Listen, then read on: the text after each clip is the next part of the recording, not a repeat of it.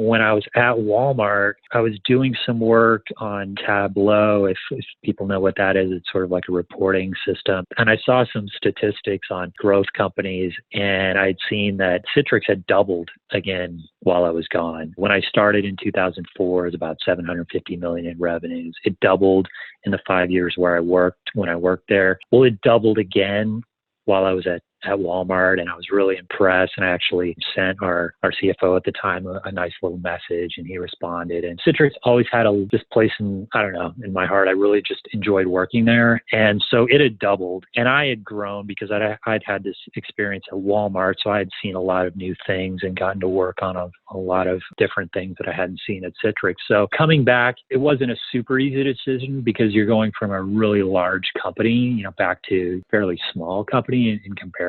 But it just really felt like the right thing to do. And I really like the culture and what we do. And I'm especially proud to work there now during the crisis that we're having because of the mobility that we enable. I think we've got a really great product. So I'm really proud to work for Citrix. It's not easy when you're not around, your people physically all the time. You don't have those informal conversations, in the hallway or in the kitchen. Those times are super valuable. I don't remember. It was at some point after I started at Citrix again, I set up basically a weekly touch base for our whole team. And I've got 4 people reporting to me underneath me, 2 people in Fort Lauderdale, 1 person in Switzerland, and 1 person in Germany. So we're already spread out. Even though those people work in an office, our whole team is not together. So we had these weekly touch bases on Monday mornings. And we started out the meetings very informally where we really, it was everyone's choice. They could share what they wanted, however much they wanted or however little, but we really asked things like, how was your weekend? What did you do? Yeah. And the kinds of conversations that you would probably have, in the kitchen when you're getting coffee on Monday morning. And that really helped us, I think, come together as a team.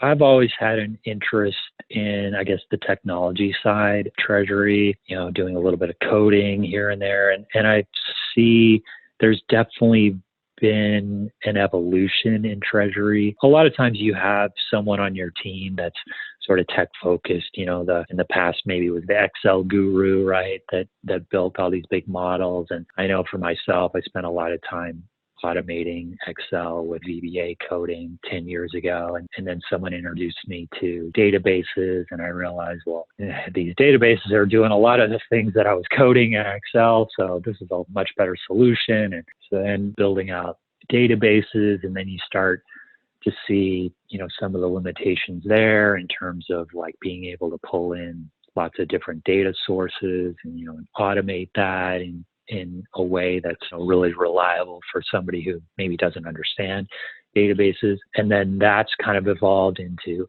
newer technologies that help to do this on an automated way, or things like, we're using Power BI a lot today. And now I've got somebody on my team who has really taken Power BI and built a lot of, automated pulling of data sources together and reporting together. So I think there's just been this evolution of technology within Treasury where, there's a bit of a DIY, do it yourself, mixed with external software providers